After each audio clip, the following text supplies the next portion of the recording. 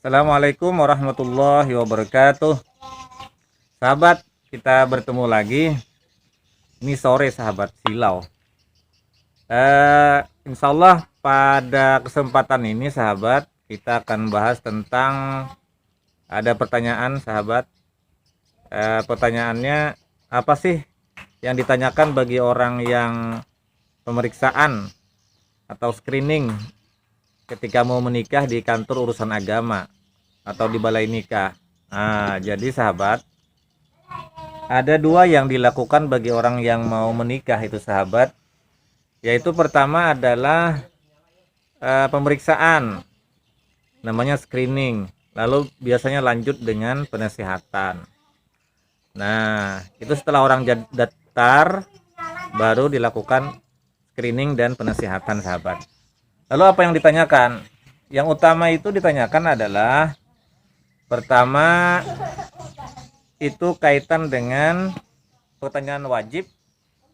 Nah, pertanyaan wajib nih sahabat. Mengapa pertanyaan wajib? Karena ini menyangkut tentang kebolehan atau tidak bolehnya menikah secara hukum syar'i.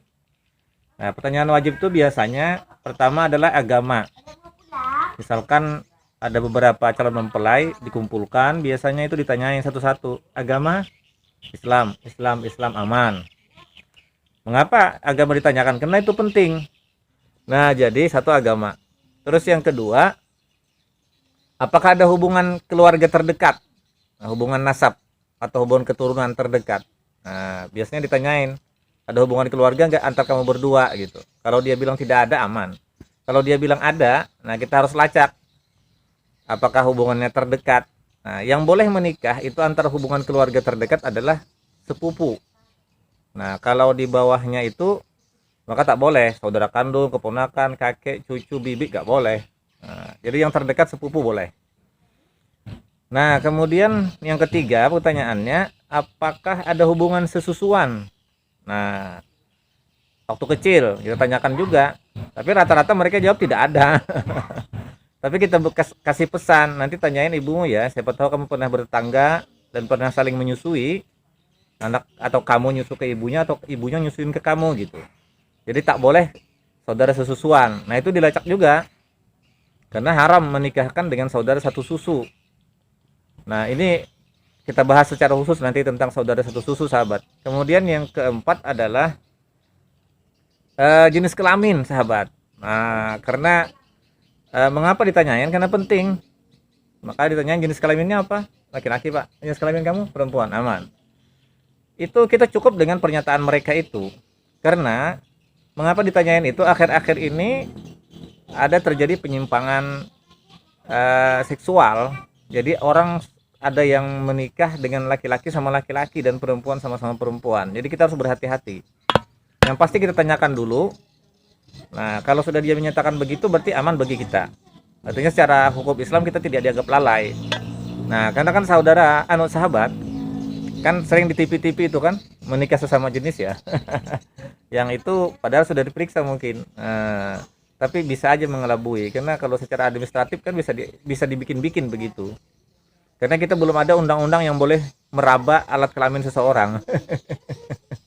Kalau boleh meraba, laki perempuan diraba oleh perempuan, laki-laki diraba oleh laki-laki, maka itu pasti yakin. Karena kan ada laki-laki yang berwajah feminim. Nah, jadi kalau dia pakai jilbab, pakai gincu ya, laki-laki antar laki-laki nanti menikah. Karena waktu tampilan dia seakan-akan wanita. Nah, ada 4 hal itu yang wajib kita tanyain. Jadi agama, hubungan darah terdekat, hubungan sesusuan, dan jenis kelamin sahabat. Nah, setelahnya itu baru pertanyaan tentang nama orang tua kandung ya. Kemudian wali. Nah, wali itu harus keturunan yang benar.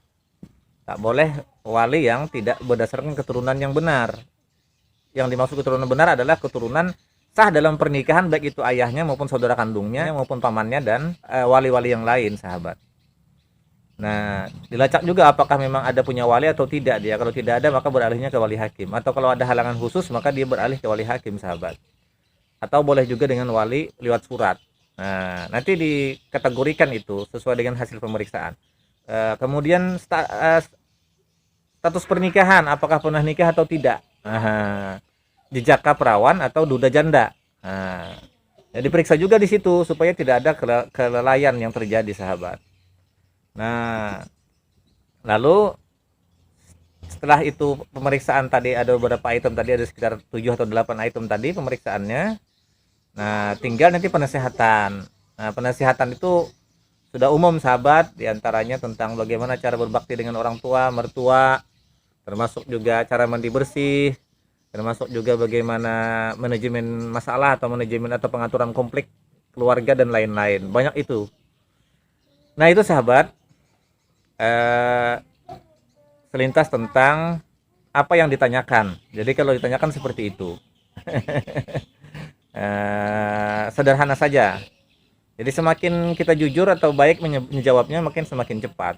Tapi kalau kita membulat atau ada bohong di situ, maka itu akan semakin bulat juga, lama, sahabat, jadinya. Terutama dalam hadap hal wali, sahabat. Karena ada juga wali yang setuju, ada juga wali yang tak setuju dalam pernikahan. Barangkali ini dulu, sahabat, sampaian kita atas pertanyaan kita jawab. Mudah-mudahan bisa memberikan jawaban. Dan kalau masih perlu pertanyaan, silahkan ditanyakan lewat komentar, sahabat. Ini kita habis mau masang tempirai tadi, masang alat nelayan di sekitar belakang sana, sahabat, ada ikan banyak. Jadi ini sudah selesai, sahabat. Demikian dulu, bye bye. Mohon maaf jika ada kurangan kesalahan, dan semoga kita semua sehat, panjang umur, penuh berkah dan penuh semangat. Wassalamualaikum warahmatullahi wabarakatuh.